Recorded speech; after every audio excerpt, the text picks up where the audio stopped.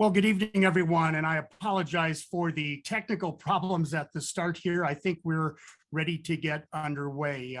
Just to double check, if somebody could just throw a note in the chat and make sure things are coming through okay.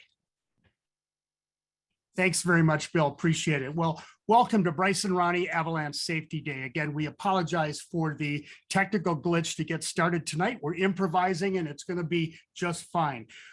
I want to thank everybody for participating tonight and being here for Bryce and Ronnie Day. Steve Berlack will talk more about this in just a moment, but 7 years ago today, a great tragedy struck the U.S. ski team when Bryce Astle and Ronnie Berlack were killed in an avalanche in Solden, Austria. And one of the things that I've admired about the family since that tragic day is their willingness and their perseverance to really push a message of avalanche safety and education to the entire skiing community, not just here in America, but really around the world. We welcome Steve and Cindy Berlack here tonight. They are both on the call and we'll hear from Steve shortly. I also want to give a shout out on behalf of Jamie and Laura Astle, who lost their son Bryce that day. They could not be with us tonight. They're with family and friends at their home ski area in Alta. Today, their sons did 26 laps in honor of Bryce of High Rustler. And for those of you who skied Alta, that is no small feat. But tonight, Jamie and Laura are spending their night with friends at Alta at a bonfire outdoors. We have a great program for you tonight. We're going to kick it off with Steve Berlack in just a minute. Then we're going to go to a panel, an amazing panel tonight with Chris Davenport, Dan Egan, and Daron Rahlves joining us. We'll then go to Chad Brackelsberg, the Executive Director of Utah Avalanche Center, who will introduce Off Piste. And to get things going, it's my pleasure to welcome Steve Berlack to kick things off. Steve? Thanks a lot for the introduction, Tom, and thank you for all you do for us to help build a community of snow safety around the BRASS brand. Tom is our communications officer, and he has done an amazing job. When I think back of where we started with our first seminars to Ski Academy kids 6 years ago, and I think of how far we are casting our nets now for snow safety education, it seems remarkable. I'd also like to thank all the people tuning in here tonight to participate in the Bryce and Ronnie Snow Safety Day. It does mark the 7th anniversary of their deaths in an avalanche in Solden, Austria. We have a fantastic program that I hope will be educational and uplifting to listen to. People always ask me, as the parent of Ronnie, how I'm feeling on the 5th. And I felt particularly blessed this morning organizing full-length slalom up at Berk for a very good group of older guys on an absolute sheet of ice. And they were really giving it very high energy training, full length, timed. And while Bryce and Ronnie's dreams died that day in Solden, the dream lives on for those guys up on the hill today and on many hills around the world. And I think that's what keeps us all going safely. The BRASS brand over the last 6 years has come to represent education and collaboration and advocacy for snow safety. We try to create simple and effective programming that can be easily delivered to the fast-growing population of outdoor enthusiasts. And it costs money to do this, and we appreciate your generous support to keep the programming coming. It's easy to support us on brassavalanche.org, and we thank you for that. As Tom mentioned, we have a really great panel of big mountain skiers with us tonight that crosses several generations of the sport to share the evolution of their preparedness for safely executing and enjoying their adventures. Dan Egan and his brother John were the first extreme skiers I ever heard of growing up in the East, and this is back in the 80s. They were doing some really crazy stuff. Chris Davenport grew up in a ski racing family. I worked with his sister Ashley at Berk. His sons go to a Holderness school. I see one of his sons racing, quite often here in the East. He has built a really amazing career in extreme big mountain skiing. I think of his many accolades, one of the biggest is he was the first guy to ski all the 14,000 foot peaks in Colorado.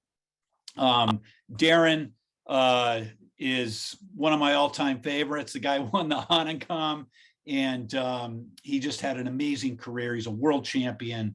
But what we always used to hear about Daron was when things weren't going well and he couldn't find the flow in his downhill and super G skiing, he used to go big mountain skiing. And in big mountain skiing, you learn not to fight the mountain, which can be very effective in a World Cup speed situation. Really looking forward to learning more about these amazing men here tonight. Also real happy to have Chad Brackelsberg as the executive director of Utah Avalanche Center. He's going to introduce Off Piste, which is the video that they produced for us. Now over 1.2 million views. Over the same period that BRASS has existed, UAC has produced incredible content daily to keep constituents safe. If you're not following them on Facebook and Instagram, you should. They have daily missives on the environment out in Utah, and whether you're skiing there or not, it's just really educational to see the content that they're putting out there. They've literally turned the social media engines into snow safety engines, and it keeps getting better. With that, I'm going to turn it back to Tom and get the program started.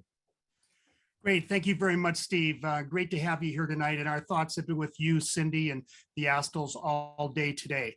I'm going to introduce our panel now, and Steve had given you a little bit of background on them, and I'm going to provide a little bit more as we bring them on. And we're going to do a moderated Q&A here. I will do that, and then we're going to go to questions at the end. So if you have any questions of any of our panelists, just put them in the chat, and we'll try to get to them at the end, and then we'll move to the showing of Off Piste as we get around 45 past the hour.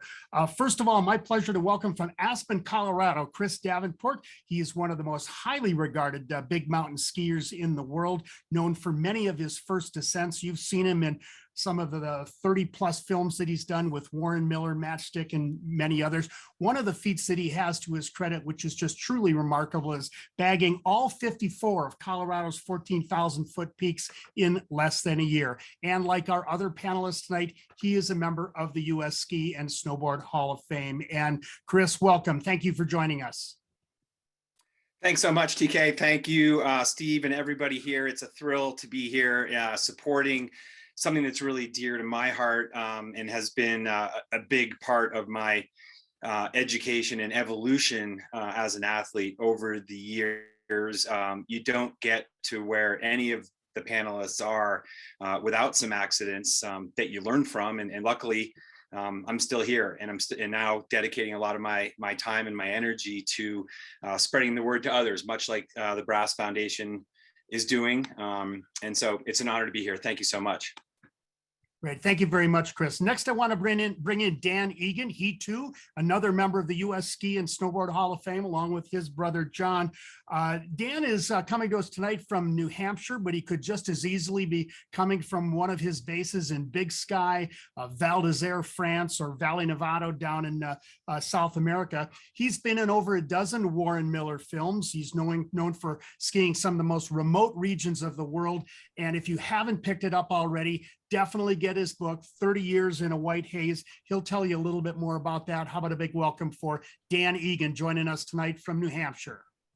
Hi, Tom. Hi, everybody. And great to be here with everybody tonight for this really important conversation about awareness and education in the backcountry, particularly these days where we see such a flood of people heading off into the backcountry more than before. Getting backcountry gear and heading out in the back. The gear has changed so much since John and I started back in the late 70s and 80s, doing what we did from the straight skis, and even the beacons have changed so much. But more than anything, there's more education than ever before around avalanches. And it's so important that at every aspect of the ski racing community, we raise that awareness. And one of the things I'm always so impressed with is all of the youth programs that are out there today, where kids can join ski areas for backcountry lessons and side country, free ride, and get educated along the way. Tom, thanks for mentioning the book, 30 Years in a White Haze.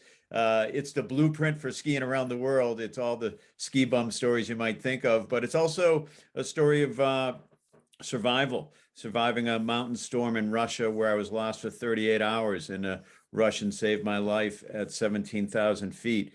And just a great example about anybody can be trapped.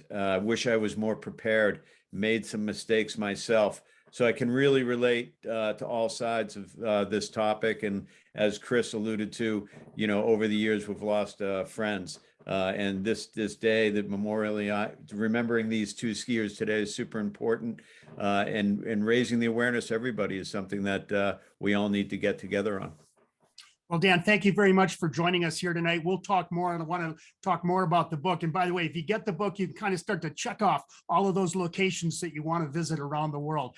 Next up, our final panelist is no stranger to those of us in ski racing. He is one of the most accomplished downhillers ever for the U.S. ski team. Daron Rahlves, coming to us from his home near Truckee, California, in the Sierra Mountains. Daron, in his career, had 28 World Cup podiums, 12 victories, and one of the most notable coming in 2003 when he won the fabled Hahnenkamm in Kitzbühel, Austria. And one of my favorite victories was when he went into St. Anton in 2001 at the World Championships in the Super G in Austria, the territory owned by Stefan Eberharder, Hermann Maier, and others, and he won the gold medal in Austria, an amazing accomplishment.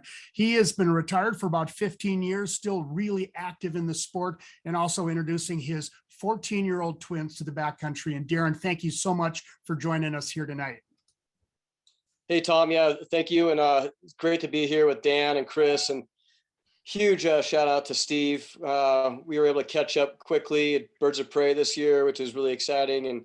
And just like for Chris and Dan, it is so critical and so important to learn through experience and build that experience, expertise, just kind of like learning every day out there. And I've always had, like Steve brought up, a love for free skiing. And to me, that was something I did to kind of reset myself.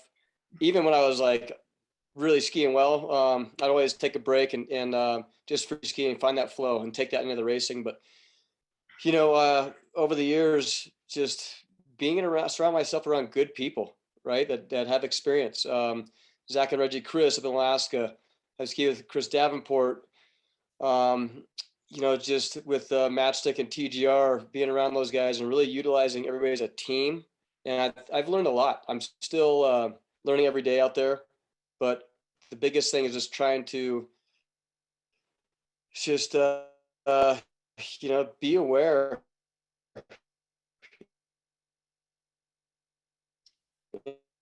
and almost like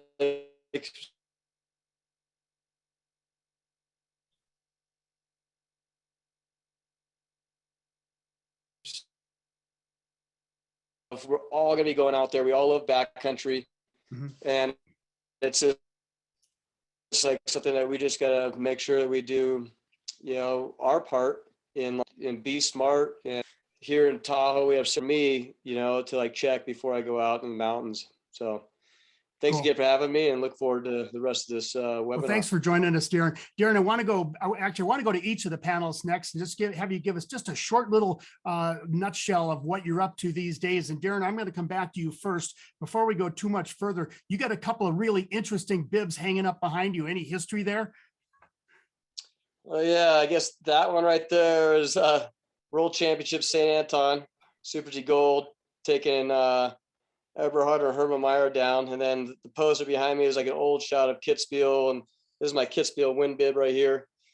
And, it's just, it's a lot of memories. I got really cool AK photos on this other side of the wall, but, it's just, it's what I live for. I live for it every single day, and throughout the whole summers thinking about skiing and racing. And just, it was special. I mean, this Kitzbühel win was the biggest, win or a goal that I had in my whole career, and it was incredible to make that happen. That was an incredible day. can you give us a little update too? You were a skiing stand-in for the legendary Franz Klammer in the film Klammer that was filmed a year or so ago. It's now released, although not yet in America, but just give us a few highlights of what it was like to be Franz Klammer for a day. Yeah, well, first, Franz Klammer is one of the coolest cats around. I've met him a number of years over in Austria, end up like going to the same restaurant over in Kitzbühel. And I've had a couple rounds with him and some ski laps. And, one of the most like treasure times I had was I was going back to Kitzbühel a number of years, and AJ Kitt finally came back. After all the years he was racing, and then he came to see us at this restaurant, and I said, "Hey, you see Clark?" No way, he's here. And I'm like, "Yeah, let's go over and see him." So we went over there, and Franz stood up, said hello, and he's like, "AJ Kitt," and AJ just started tearing up. He was just like blown away that like Klammer, remembered him or whatever, or just that quickly. But he's just a great guy, and I had the honor last year to actually ski as a stunt double for this film. It's called Chasing the Line, and it has been shown in Austria. And I talked to I was actually talking to Kriegmeyer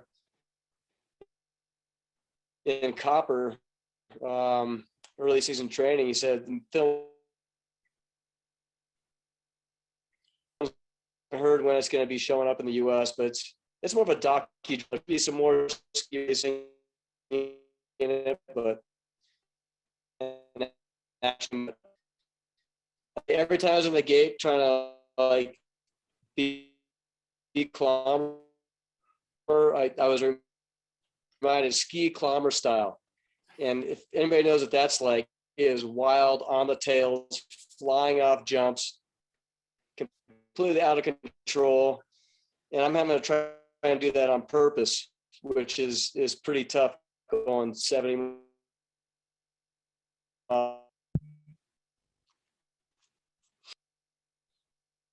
Yeah, we're having some technical problems with Daron, so we'll come back to him in a little bit. Dan Egan, I want to go to you next. You are still on the book tour. The book came out last spring. I was happy to be at one of your book signings here in Deer Valley up at the St. Regis last spring. But what are you up to these days? Where can we see in films, and where can we pick up the book? Well, of course, you can get the book, anywhere you pick up your books these days, on Amazon or local bookstore. 30 Years in a White Haze. And I'm heading back out to Big Sky, Montana tomorrow, and teaching my camps out in Big Sky and skiing there, and heading over to Switzerland next week to run one of my camps over there in Locks. And that's how it goes with me, bouncing back and forth these days from the east to the west to Europe. And then in every spring, camped out over there in Val d'Isere for a month, running camps during April. And it's for me, and like Daron said, it's in my blood. It's what I do. And one of the reasons why I guide and teach is to help others change the paradigm on how they see the mountain, so that they can ski more of the mountain more efficiently and safer. So this is right up my alley when it comes to avalanche awareness and helping others go off into the backcountry safely. I always say that sport was designed to enhance our life, not end it. And so as Chris and Daron alluded to, surrounding yourself with good people, education, and always just go for low-hanging fruit. There's a lot of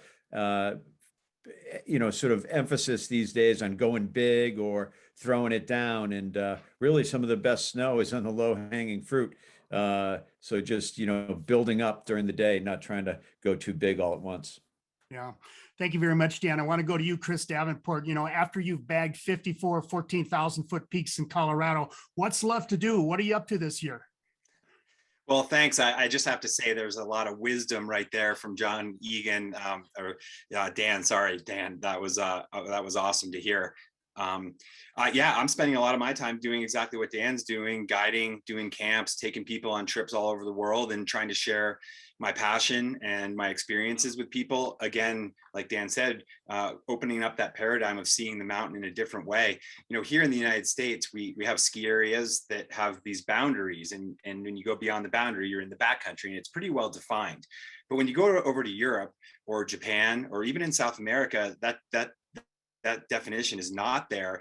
And it's really easy to find yourself going from on piste to off piste into an uncontrolled environment, like happened years ago in Solden with Bryce and Ronnie. And so it's important that the education part we kind of take with us all over the world, not just in our own backyards here. So yeah, that's kind of what I'm doing. I'm spending time guiding clients and working with all the brands that I get to represent, and in giving back, to be honest. Like I feel like the early part of my career, my 20s and 30s, was kind of about me, winning events, making ski movies, trying to build a brand. And then at some point, probably around the time of when I skied all the 14ers in Colorado, I started realizing, like, wow, I've gotten to do all these amazing things, and somehow I'm still around. Like, let's flip this around and, you know, turn it to giving back to people. So I serve as the president of the Aspen Valley Ski and Snowboard Club, and was on the board of the American Institute for Avalanche Research and Education, and,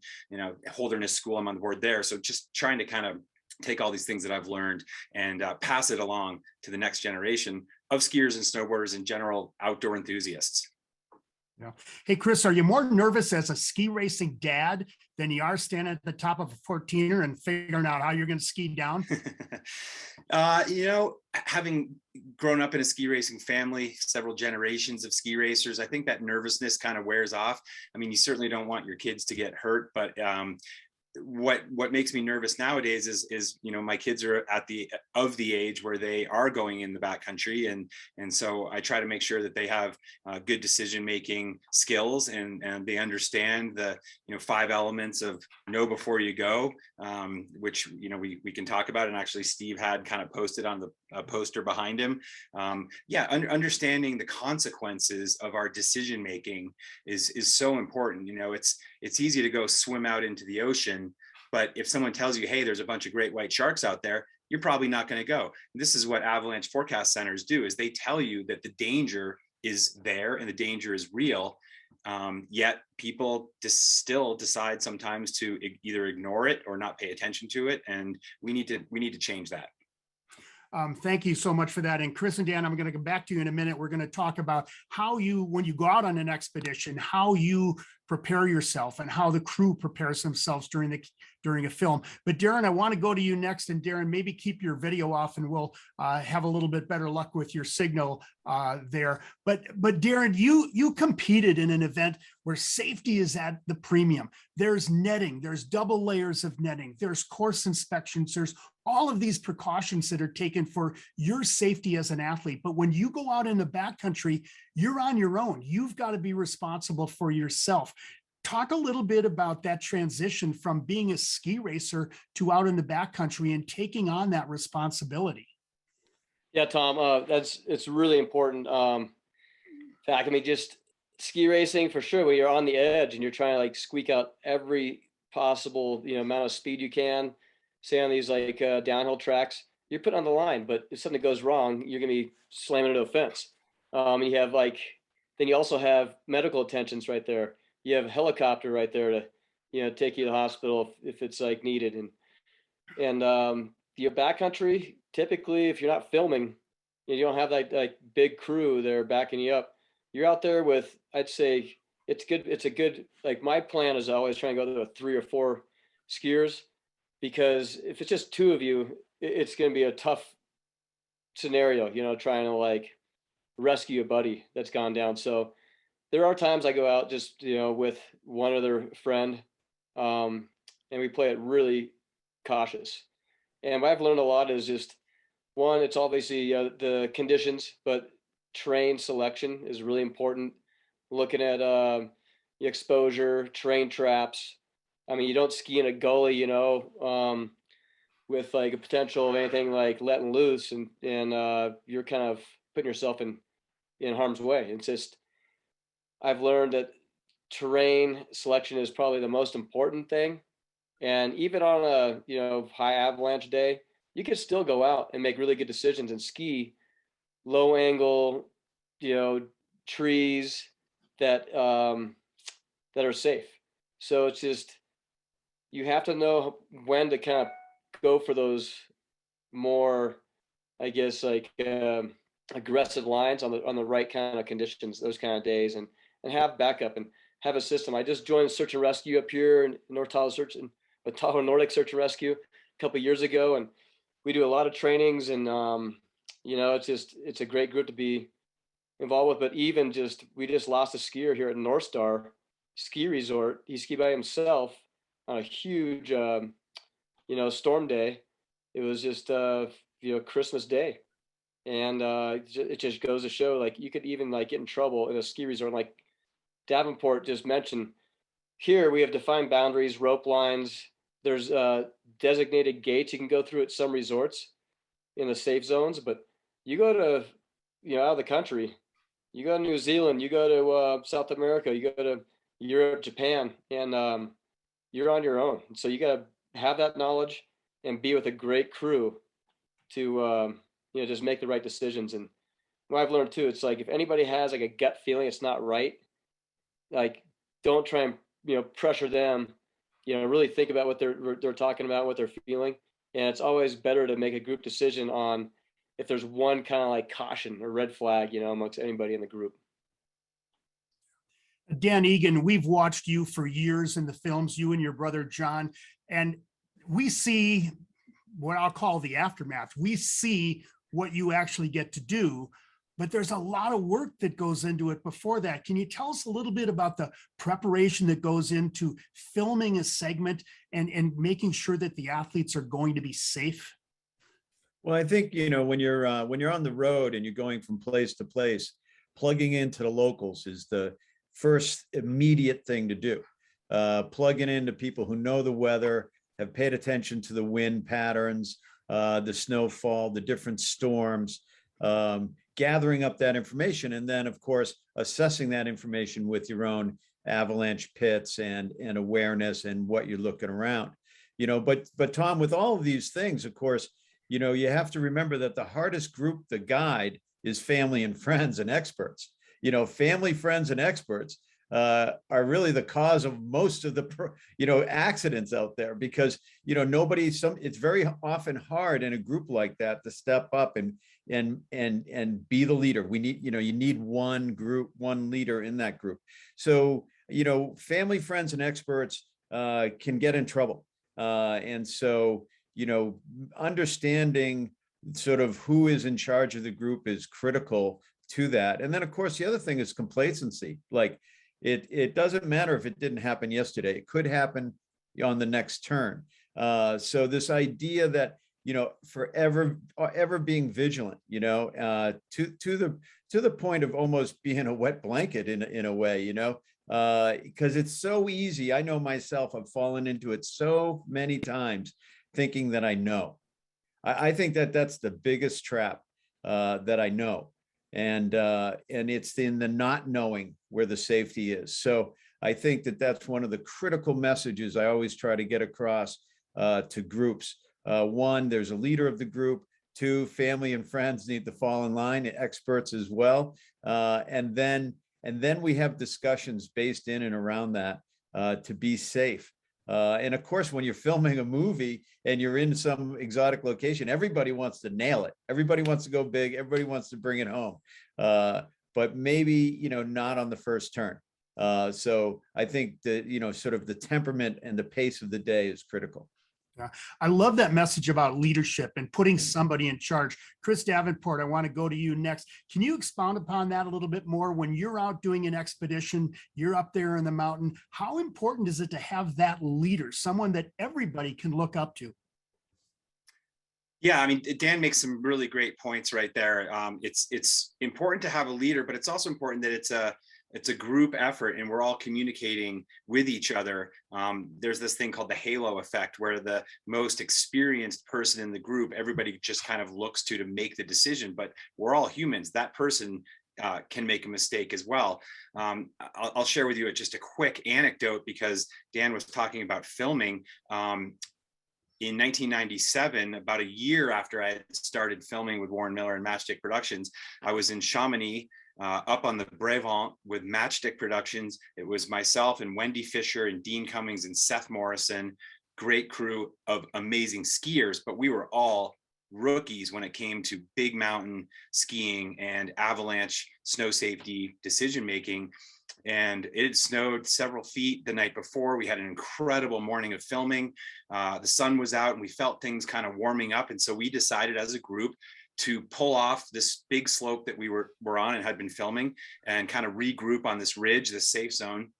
No sooner had we done that than another group of athletes, some snowboarders actually from Whistler, BC, kind of dropped in above us. And the entire slope that we had been skiing on, that had our tracks, ripped out and avalanched right past us with a person in it. And we were the first responders. I basically skied down the path several thousand feet, sadly came upon a young snowboarder who we tried to save, but ended up was deceased. And at that point, we were all in shock. We'd never seen anything like this. We were all young. It was a real wake-up call that we all needed to get educated. And that spring, I took my Avalanche 1 and 2. That summer, became an EMT. The whole team actually went out and did these things so that we could not just be great skiers, but be much better decision makers. Yeah. Let's talk a little bit more about personal preparation. Daron, I want to come back to you because you've got twins. You've got a son and a daughter. I think they're 14 years old now. You're probably starting to take them out into the backcountry a little bit. What are you doing to help them to understand the magnitude of this and to get educated so they understand the risks and they understand how they can still have a good time out there? Yeah, well, I love it so much, Tom, to get out there. I want to share that experience with my own kids. And I've taken Drayson, my boy, out a few more times, Miley just like once or twice. But, it's just take it slow and go some easy route. It's more of like, you want to make it fun for sure for kids. But like, I'm pointing out stuff quite a bit to them about just opening up their awareness, really trying to be aware of like conditions, look around, see if there's anything that's like naturally sliding, or just kind of pointing out like this, degree slope is more susceptible to possibly letting loose, where we'll ski something like the trees really mellow and all that, and it's just experience. Like for me, I learned from a lot of like experienced athletes, snowboarders and skiers up here in Tahoe, and I think it's just a way to kind of build on that every day and just make it fun. I was actually in Aspen skiing their last couple of days, and I took Drayson out for a backcountry lap.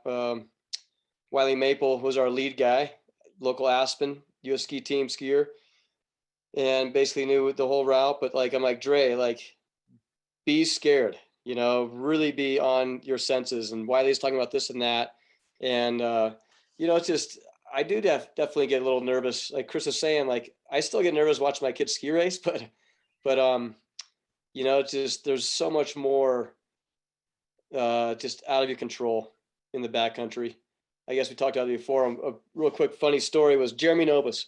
He was a GS skier, but he was like starting to go up in AK and Valdez and just flying down these huge mountains, and saying that Alaska was like way gnarlier than any kind of racing he's ever done. And he was kind of downplaying racing. I was like, dude, you don't even know. You're not a downhiller. And I got to Alaska my first trip into Haines with like Reggie and Zach Christ, and I was scared more than ever, and because there's so much happening there. And what Dan was talking about too, like, I think one of my goals of all time has been able to, or I wanted to be able to ski a huge Alaskan line like I would a downhill race, but that first turn I couldn't commit, because you're on edge a little bit, and you have a plan you want to do like for a ski line, but then you have a backup plan, even two backup plans. And if I saw something really cool I wanted to ski, I would first look at the bottom on the run out, the exposure, what that involved. And then also just snow conditions. We're always like digging pits, doing ski cuts, cornice drops, all kinds of stuff to see if we could get something to go. If something went, like, we turned away. But like Yeah. when it was on, it was one of the most incredible feelings I've ever had. And but I still was always on, I guess, edge a little bit, like on point. And I want to try and like let my kids know that they got to be really focused and almost go in there, be confident in their own skiing, but kind of be very, very aware of the conditions and, a serious outcome that could happen if something goes wrong. So back off if you don't feel good about it. Hey, Darren, speaking of making that commitment, we used a shot in our promo for tonight. It's a vertical shot of you skiing a spine, and it is just a magnificent shot. Do you remember where that was? Yeah, that was with TGR. It was basically like a shower curtain, and I got a couple turns at the top and had to just let her go. But it was in this area. It's pretty like remote, and I've only been to once. It was, geez, yeah, it was like out of Seward. So it was just one of those places that like just we had to fly way in like 20 minutes, have a fuel cache, and went even further out. And you're on a good crew. There's a lot of confidence from everybody, but you're definitely thinking about the consequences. Something goes down, like how long it's going to take you to get back. So I think we all were very aware of what we're doing, but it was a nice, easy run out, and being a downhill, you can handle that kind of speed. Yeah, if you're down here, that's right. Chilling shot to look at it, commitment at its ultimate. Hey, Dan Egan, you've been doing this for a lot of years. You've spent 30 years in a white haze, but education is still important. How do you continue to educate yourself each year and refresh your mind as to the dangers and how you should make good decisions out there? Yeah, I think that's, I think a lot of what Chris and Daron are talking about sort of is the network of people that they rely on, and that network or that tribe of people that we all get to know and expand and bring into the circle, because there's so much information to be had. And I think, one of the biggest assets we all have is the people that we know in these different locations around the world, and expanding that network.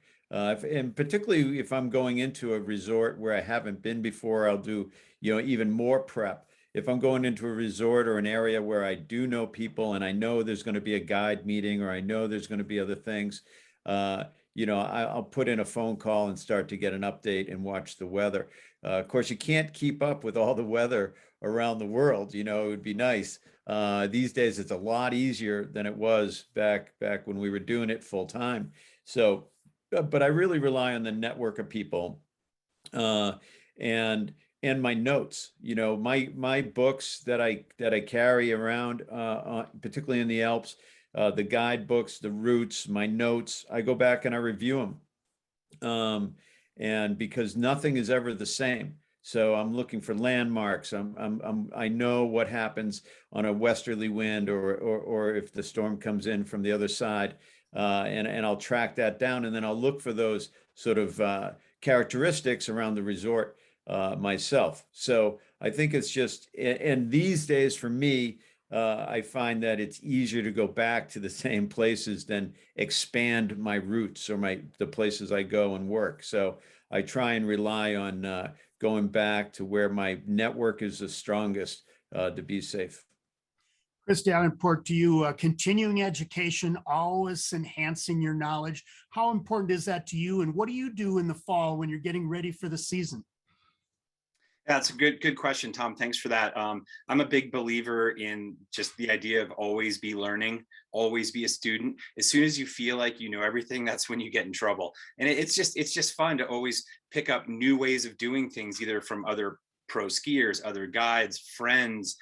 Just kind of keeping an open mind in the backcountry and going through your life as a skier with that mentality. I like to brush up on my skills. So yes, in the fall, I'm out there practicing with my beacon. I'm brushing up on rescue, whether it's shoveling techniques or building my sled if I needed to get somebody out of a situation. you know, looking at forecasts, looking at snow, digging snow pits. Just, I mean, some of these things are kind of advanced, but like I really like doing it. It's like, you know, getting your hands dirty, get in there and kind of like remind yourself of what's going on. I am like the other guys, I'm fortunate that I do get to ski year round, at least prior to COVID I did, hoping to get back and work in South America this summer. But yeah, that continuing education is so important. And I love the fact that I get to work with other pros and other guides in different countries, because they might be doing things a little differently or speaking about the same things a little differently. I spend a lot of time up in Canada. I was there a few weeks ago. I'm going back there on Monday, and working with some of the Association of Canadian Mountain Guides is really great, because it's a wonderful organization, as is the American Mountain Guides Association. So like, yeah, just keeping an open mind, always be learning, always be practicing. That's just the way to go. Great. Well, we're going to wrap things up in just a minute, but I want to draw everyone's attention to the chat. You can put your questions or comments there. We have some really good information that's being shared there, so use it as a resource to learn even more. Dan Egan, I want to go back to you, and we talked earlier today about this, and we're still mourning after 7 years the deaths of Bryce and Ronnie. They weren't the first U.S. ski team athletes to die in an avalanche, and I know that you had a story you wanted to share. Well, I think, you know, of course, the great Buddy Warner was lost in an avalanche in Switzerland on a film shoot with Willie Bogner. And, you know, it's that idea that this has been going on for a long time. You know, the original skiers were big mountain skiers, right? They weren't resort skiers. And I just think that, you know, the white dragon can bite at any time. And I think when you look at what BRASS is doing, all the way back to the history of Buddy Warner, we see that this has been a problem for decades, and it's not just something new, right? And again, in Buddy's situation, he was surrounded by amazing skiers, filmmakers, and the mistakes still happen. So. You know, and often in these situations, it's not like Buddy's situation, it's not the first avalanche that gets you, it's the second one. And so, you know, there can be secondary slides and things like this. And, you know, really, mostly what I'm taking away from tonight is, you know, there's no real replacement for experience. Whether you're starting off as a youngster or a teenager or getting older, you know, in your 20s, going out there and experiencing it a little bit at a time. That experience is really what it's all comes down to. We heard about gut experience, gut feelings, sixth sense, those sorts of things. And experience is, you know, probably one of the best teachers. So I know that for me is something that happens all the time. Panelists, I'm going to come to you with just a couple more questions, but this next one, I want you to think short and sweet answer, and we can get off of avalanches for just a bit. But you've all been skiing for your lives. You've had some amazing experiences. Dan Egan, coming to you first. What's one particular memory, one fond memory, one great thing that you think of that was just skiing at its ultimate for you? Well, you know, it's hard to say. You know, the top 10 list is a good list, Tom, and I'm proud to be able to say that. So many sweet turns. I've wasted so many perfectly productive days skiing. I really can't recall them all. But for me, I think, you know, I had the benefit of skiing around the world with my brother John. You know, and those memories are sweet. Skiing behind my brother, watching him ski was really one of the greatest thrills of my life. And I treasure those memories. Cool. Chris Davenport? Well, I have to say, I have an example that actually comes from the highest peak on earth. I was guiding on Mount Everest in 2011, and I brought my skis just in case. And my fellow guide, Neil Beidelman, and I were in position when we got a big storm and it snowed on the Lhotse face on the upper mountain. We did a few days of assessment trying to figure out if that snow was going to stick. We really dug down to not only physically, but the science of snow, and things looked really good. And we cut loose from the fixed rope and traversed out onto the Lhotse face and had one of the greatest runs of my life. And it was kind of all of the things I've learned in skiing and in backcountry and decision making and risk management coming together in one moment for success. And I look back on that fondly now because we did all the right things. We debriefed afterwards and we wouldn't have changed a thing. It was one of the most special moments in skiing in my life. Wow, going to be tough to beat that. Daron Rahlves, special moment for you in the sport. I don't know, Chris, you could have set Gates on Everest. I was involved in this Red Bull Race the Face with Jeremy Heitz in Switzerland a couple years ago. And it basically combined my two loves, of racing and big mountain skiing.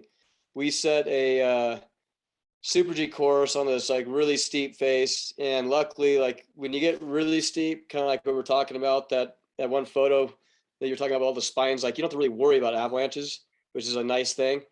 So the pitch we were on was so steep, it just self sheds all the time. So it doesn't really build up much, but that was like the one big mountain run I actually skied like I would in a race.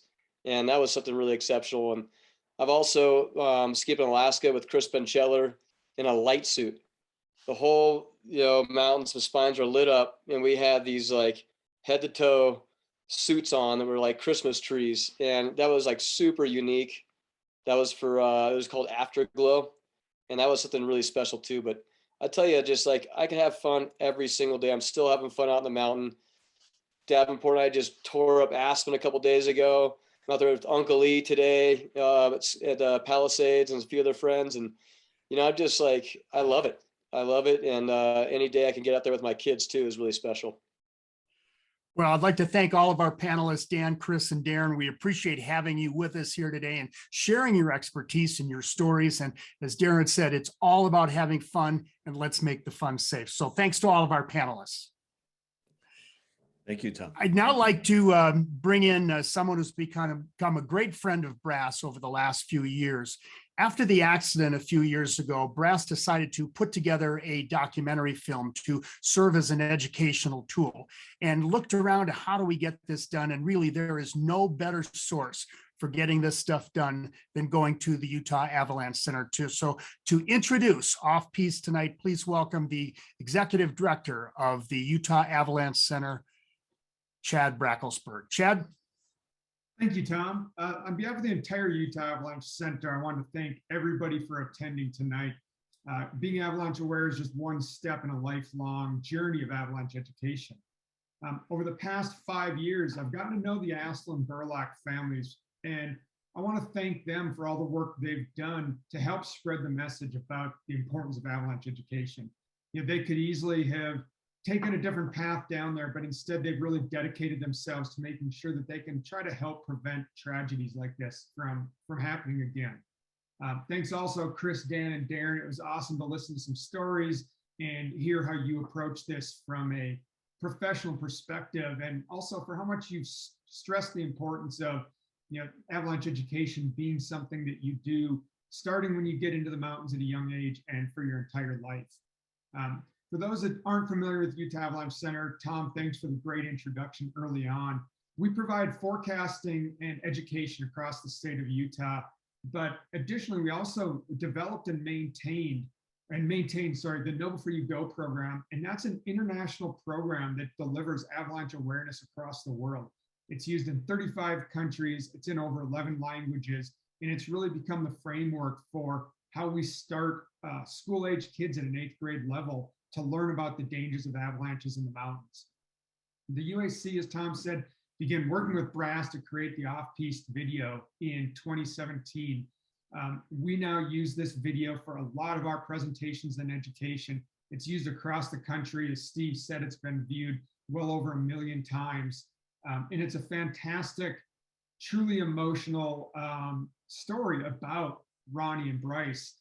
It's really hard to get through it still. I've seen it dozens of times and I still get a tear in my eye every time I watch it. The film was also the first step in our work with US Ski and Snowboard to create an avalanche awareness program for their coaches and athletes. That program was released 2 years ago and it's now been used by over 18,000 people. So it's just one step of many to help accomplish this journey of preventing avalanche accidents.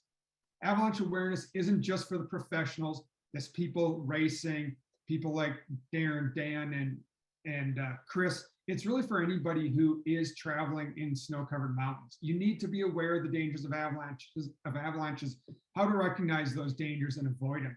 So along with BRASS Foundation, the UAC does encourage everybody to learn about the dangers of avalanches.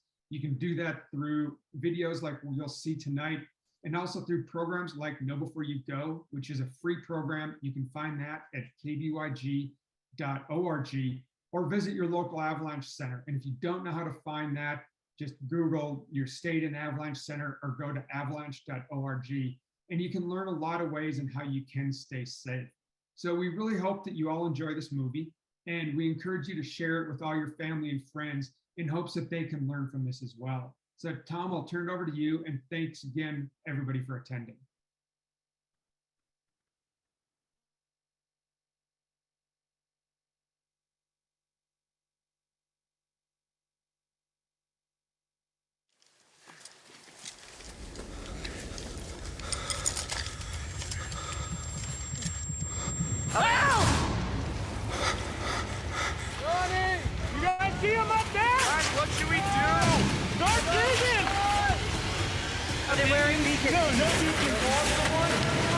Dispatch, possible 2 avalanche victims buried. I see something. Is this one of your friends? Yeah, that's Bryce. No pulse. Starting CPR. 1, 2, 3, 4, 5, 16, 17, 18, 19, 20. 1, 2, 3, 24, 5, 6, 7, 8. Lift on 3. 1, 2, 3. Are you sure there were only 2? Yeah, there's 2. There's 2. Okay, we're gonna find him. Ronnie! Not breathing, no pulse. Starting CPR.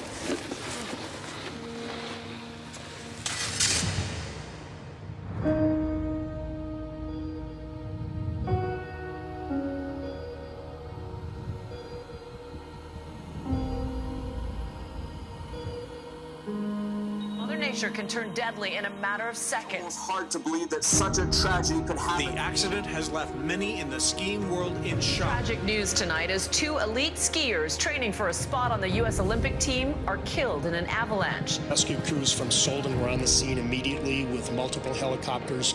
Our thoughts and prayers are with those who are apparently lost in this specific incident.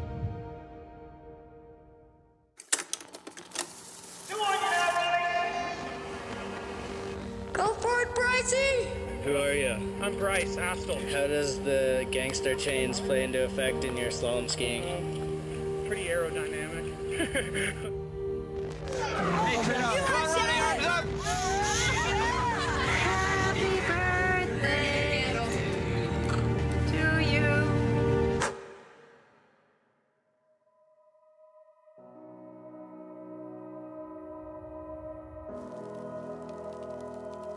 I was shattered, and I know everyone around me was too, and can't even possibly imagine what it was like for the families. Losing Bryce and Ronnie was a huge hit to the U.S. team. They were the next generation. These 2 guys were the best in their disciplines. Bryce in slalom, Ronnie in downhill and Super G. They were the next up-and-comers. They could be the guys competing in the Olympics.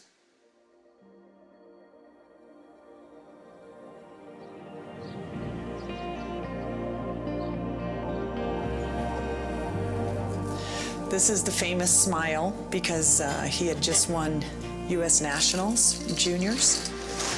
He always had my back, and it makes you appreciate it more now that he's not here, you know? Bryce was such an important part of my life, and after we lost him, it was a pretty easy decision for my wife and I to name our son Bryce. He lived for every moment. He would get done training and he would go out and he would ski.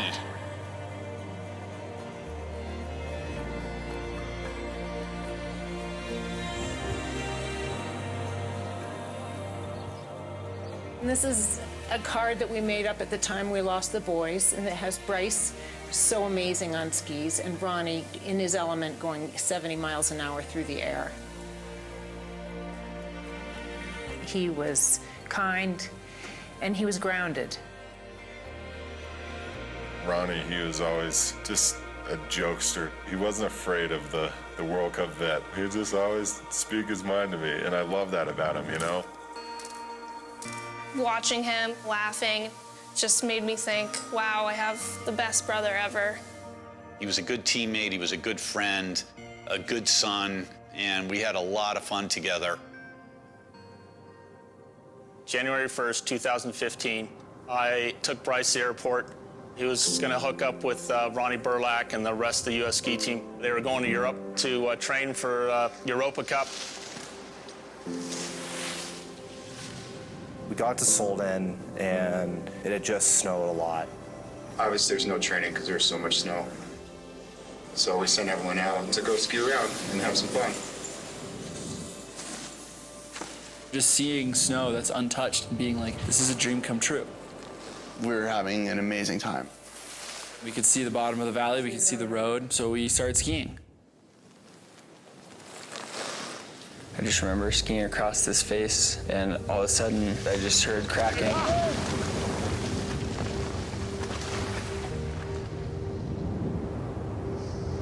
Everything underneath me started moving. I saw Bryce, and I heard him say, oh shit. I never even saw Ronnie. We stood there, and we watched them go. Nothing made any sense.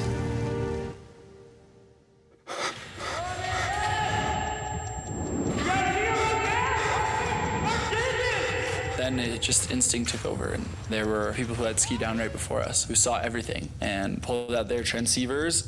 Are they wearing beacons? No beacons. No avalanche equipment. I need shovels, That was when I realized how stupid we were being. Okay, does anybody have a probe? We're at the bottom of Solden 1. We need helicopter, 2 more patrollers, hasty team, then AED. Probably took 15 minutes for helicopters to come in. I was like pretty aware that it had been too long. The first thing that appeared was Bryce's boots sticking up out of the snow. He was upside down. His boot was 6 feet from the surface. Came across Ronnie a few minutes later. Ronnie, we got him. Did you get him out of the hole? That was an image that I'll never forget.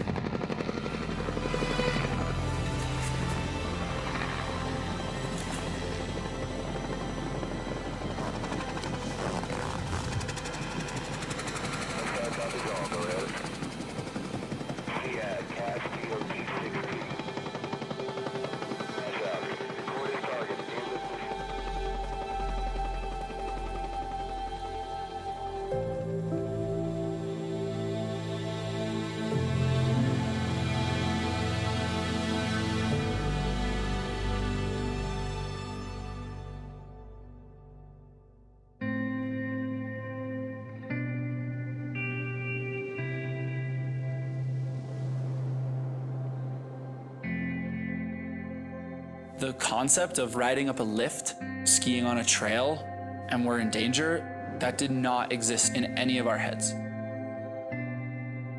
The coaches and the boys did not receive any orientation or any training regarding the dangers of skiing in Europe versus skiing in North America.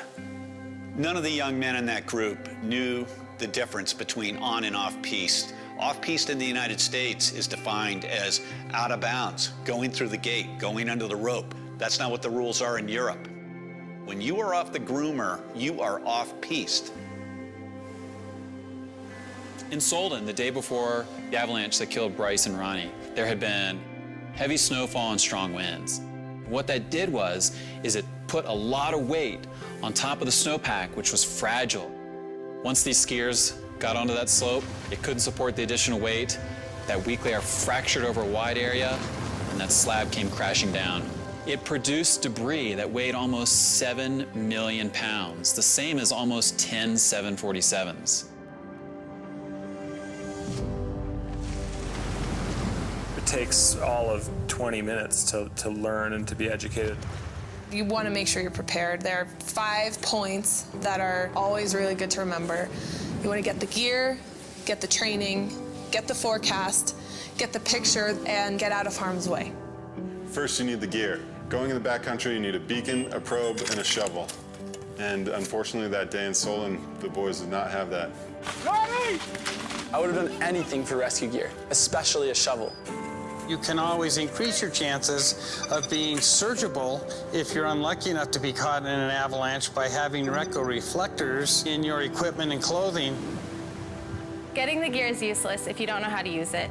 You've got to get the training. Take an avalanche class. If we would have taken just one class, we would have known not to ski down that terrain in the first place.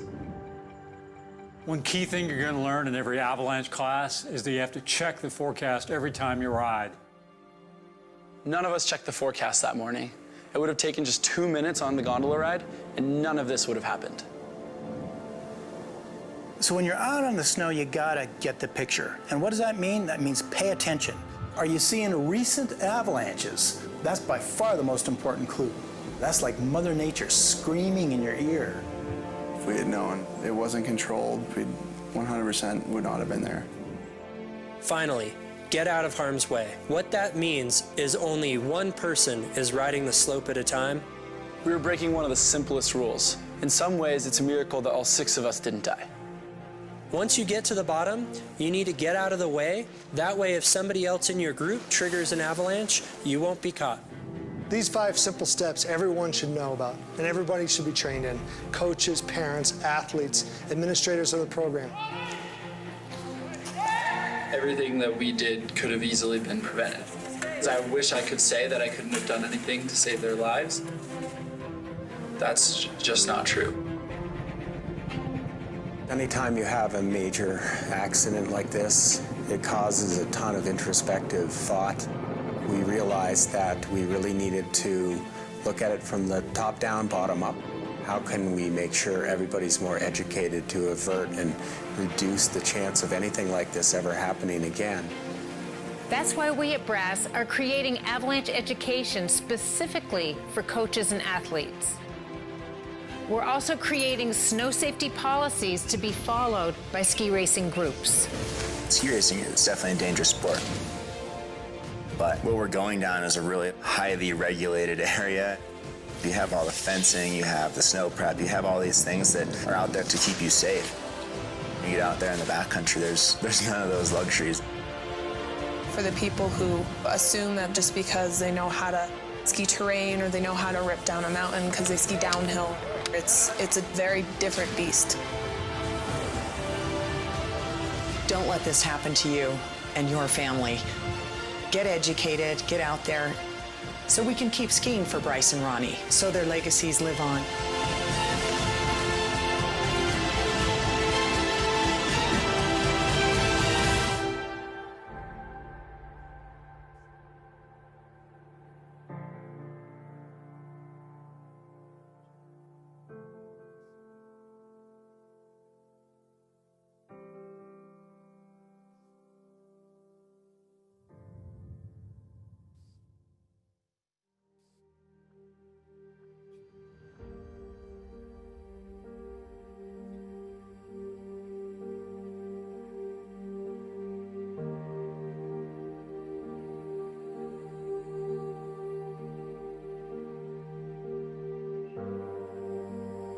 Thanks to all of you for joining us tonight for Bryce and Ronnie Day.